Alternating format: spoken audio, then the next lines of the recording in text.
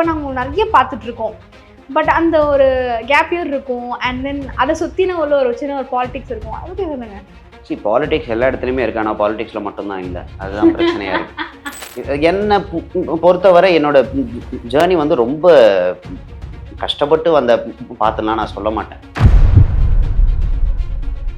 இப்போ இருக்கிறவங்கலாம் சொல்கிறாங்க தெரியுமா, ஒரு மேடை ஒன்று கிடச்சிட்டா போதும், மேலே ஏறி நான் இந்த ஆப்பர்ச்சுனிட்டிக்காக இவ்வளோ கஷ்டப்பட்டு வந்தேன். அவ்வளோ யார் தான் கஷ்டப்படல உலகத்தில். இப்போல்லாம் ப்ராக்டிக்கலாக சொல்ல போனால் 2 வருஷம் தாங்கிறதே நம்ம இண்டஸ்ட்ரியில் ரொம்ப கஷ்டம். அவ்வளோதாங்க. 2 வருஷம் ஒரு ஃபேஸை நீங்கள் காமிச்சிட்டு அந்த அளவுக்கு போர் அடிக்குதுன்னு வெளியே அமைச்சிடறாங்க. தமிழ்நாட்டில் தமிழ் ஆளுங்களுக்கு தான் ஆப்பர்ச்சுனிட்டி இருக்காது, மற்றபடி எல்லாருக்கும் இருக்கும். பெங்களூர்லேருந்து வருவாங்க, ஹைதராபாத்லேருந்து வருவாங்க, ஐ எம் ஃப்ரம் கேரளா அப்படின்னு வருவாங்க.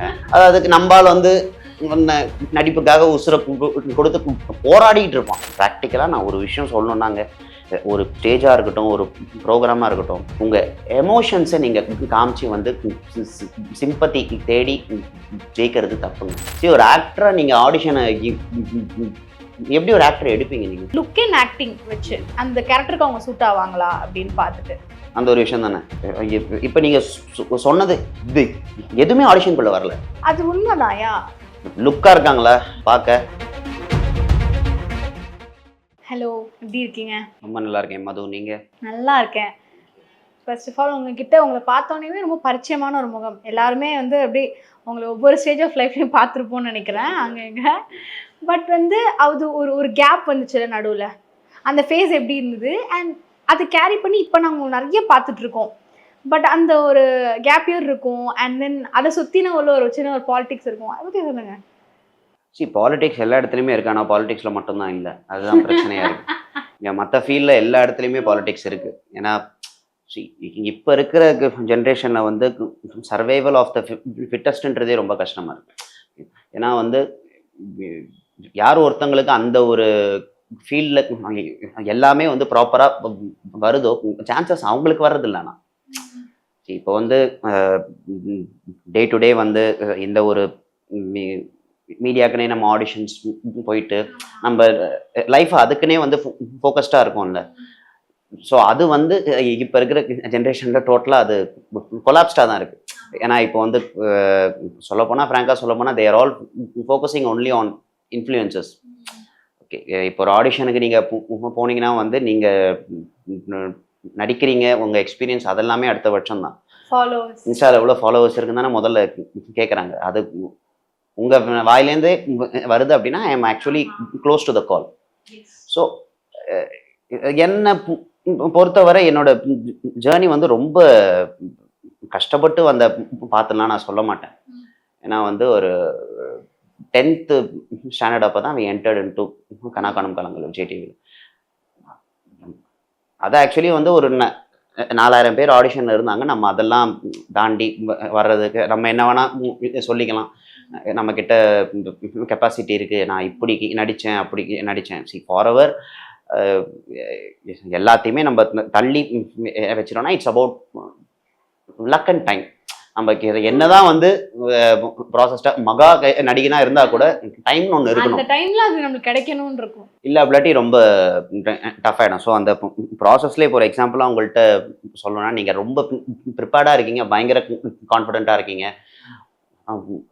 What ever the project is, என்ன வேணாமே இருக்கட்டும், நீங்கள் வந்து அந்த ப்ராசஸ்க்கு வந்து எப்போ வேணால் அதுக்கு கிடைக்கலாம் அப்படின்ட்டு நீங்கள் சும்மா இல்லை, நீங்கள் ப்ரிப்பரேஷன்லேயே இருக்கீங்க தெரியுமா. பட் அப்பையும் உங்களுக்கு அந்த டே வரும்போது, ஒரு எக்ஸாம்பிளுக்கு ஒரு கடையில் போயிட்டு பிரிஞ்சி தாங்க அப்படின்னு கேட்குறீங்க, பார்சல் அவங்க கட்டி கொடுத்துட்றான், வீட்டில் வந்து ஓப்பன் பண்ணுறேன்னு பார்த்தா தை சாதம் இருக்குது. அந்த மாதிரி தான் லக் அண்ட் டைம். ஸோ நமக்கு அந்த டே ஃபேவரபுளாக இல்லைனாலும் இது எல்லாமே இட் வில் ஃபாலோ பார்ட்.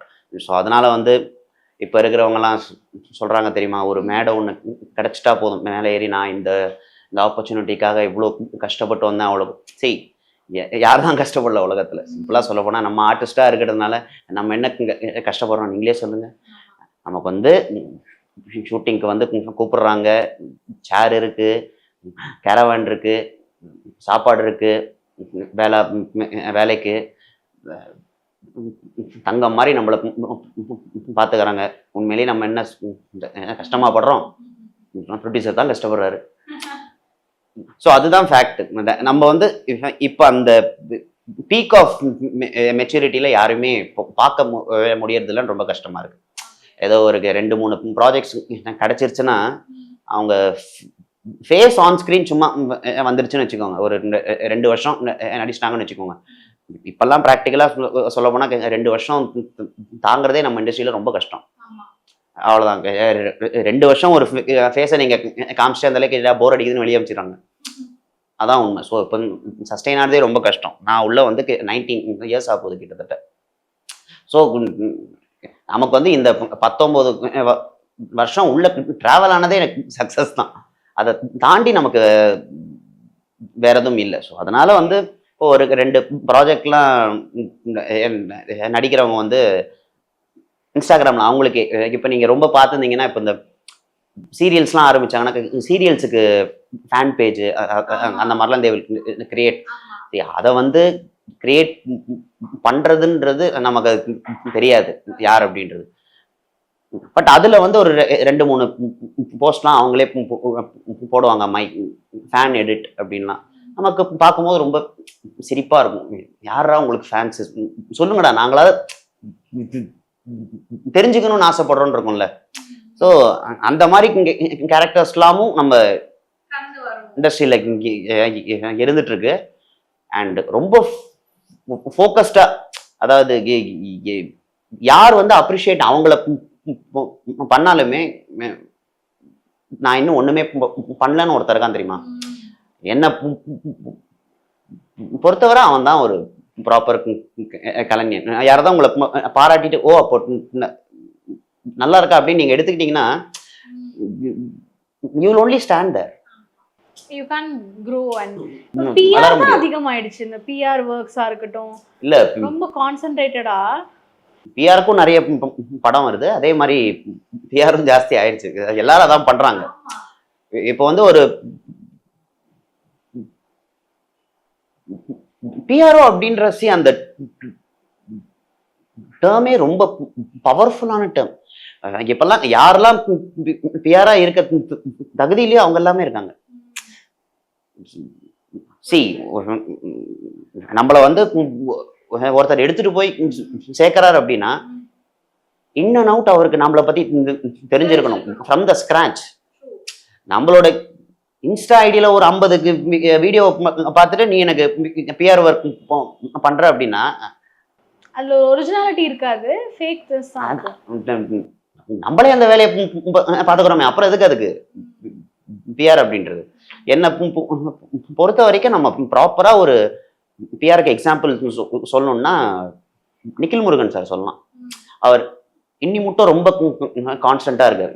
எந்த விதமான ஒரு படமா இருக்கட்டும், ப்ராஜெக்ட்ஸா இருக்கட்டும், ஃப்ரெஷரா இருக்கட்டும், எல்லாரையுமே அந்த ஒரே மாதிரி ட்ரீட் பண்றதுன்னு இருக்கு இல்லையா, அந்த மாதிரி ஆட்கள் வந்து நம்ம இண்டஸ்ட்ரியில ரொம்ப கஷ்டம்.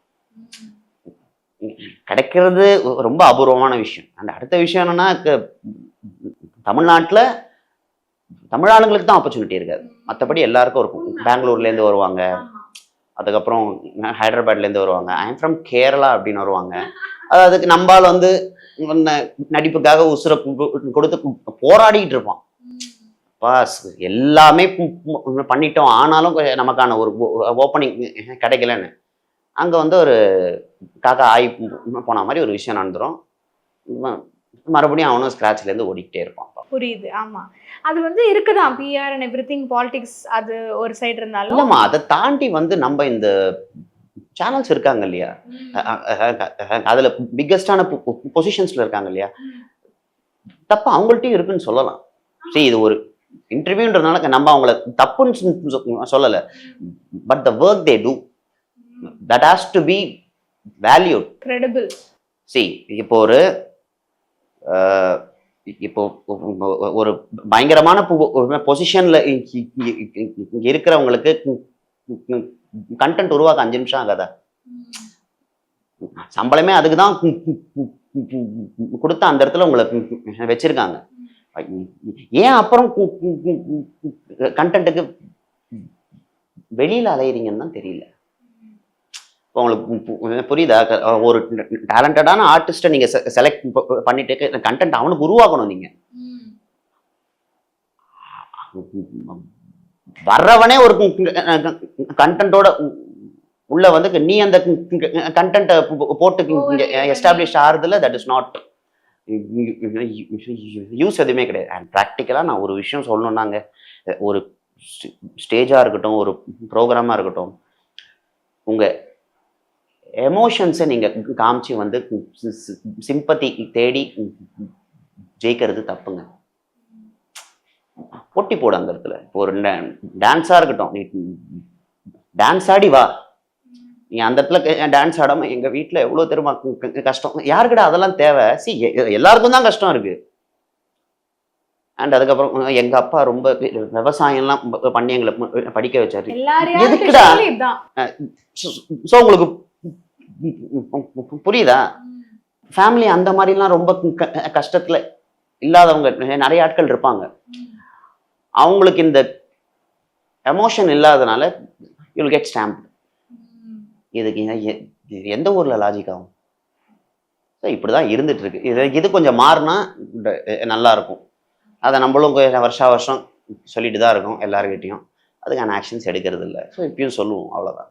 அண்ட் இப்போ கனால் நம்ம எடுத்துக்கிட்டோம்னா, நீங்க இப்போ பண்ணவங்க எல்லாருமே இப்போ வர சீசன்ஸ்ல ஏதாவது ஒரு கெஸ்ட் அப்பியரன்ஸோ இல்லை ஒவ்வொரு 2 சீனும் ஒரு லைக் அக்கேஷ்னலாக வந்து அவங்களோட எபிசோட்ஸ் நம்மளால பார்க்க முடியும். நீங்க அந்த மாதிரி அப்ரோச் பண்ணாங்களா? இல்லை எனக்கு அப்ரோச் பண்ணாங்க ஒரே ஒரு வாட்டி. நான் என்ன சொன்னேன் அப்படின்னா, கெஸ்ட் அப்பியரன்ஸ் பண்ற அளவுக்கு நான் இன்னும் எதுவும் பண்ணல. சரி, அதான் நமக்கே உள்ள ஒரு மனசாட்சின்னு ஒன்று இருக்குல்ல. இப்போ வந்து சில காலேஜ் ஃபெஸ்டிவல்ஸ்க்குலாம் சீஃப் கெஸ்டா கூப்பிடும் போதே நானே வேணாம்னு சொல்லுவேன். அவன் ஒரு 15,000 ரூபாய்க்கு 20,000 ரூபா எனக்கு வைப்பான், கொட்டேஷன் வைப்பான். சரி, நம்ம அந்த சேர்ல போய் உட்காரும்போது நம்ம என்ன பண்ணிட்டோம் நமக்கே இருக்கும் தெரியுமா, ஒரு கேள்வி. ஸோ அதனாலே நான் இந்த கெஸ்ட் அப்பியரன்ஸ்லாம் மேக்ஸிமம் அவாய்ட் பண்ணிடுறது. ஃபர்ஸ்ட் அந்த விஷயம். 2வது விஷயம், கெஸ்ட் அப்பியரன்ஸ்ல ஒருத்தனுக்கு ஆப்பர்ச்சுனிட்டியே இல்லை. நீங்க அவனுக்கு ஆப்பர்ச்சுனிட்டியா ஒன்று கொடுப்பீங்களா இல்லை கெஸ்டா வந்துட்டு போவீங்க? நீங்க சரி, நானே தத்தளிச்சிட்டு இருக்கேன் டூட், நீ என்ன கூப்பிட்டு சும்மா கேரக்டர் கூட அப்படின்ற மாதிரி 2 நாள் வா அப்படின்னா இதெல்லாம் வந்து நான் ஒத்துக்கிறதே இல்லை. ஒரு 3 வருஷம் ஆச்சு. அண்ட் இப்போ நீங்க சொன்னீங்கல்ல இந்த கனால அவங்களெல்லாம் இங்கே கெஸ்டா பார்த்தோம் அப்படின்னு, போனா அவங்களதான் திட்டணும்.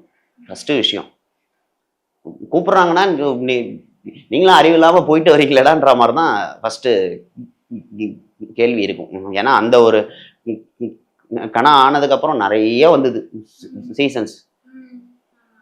ஒன்னாவது ஜெயிச்சுதா? மனசாட்சியை தொட்டு நம்மள சொல்லணும்.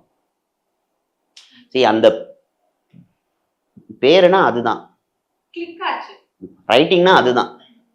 அதுக்கப்புறம் டைரக்டர்ஸ்லாம் மாறினாங்க, வெப் சீரிஸா வந்தது. ஒரு எபிசோட் என்னால பார்க்க முடியல வீட்டில் உட்காந்து. அந்த கனெக்டிவிட்டி நாட் ஒன்லி சீரியஸ், எனக்கு மூவிஸ்மே இப்போ அப்படி தோணுது. கனெக்ட்ன்றதை விட நாங்க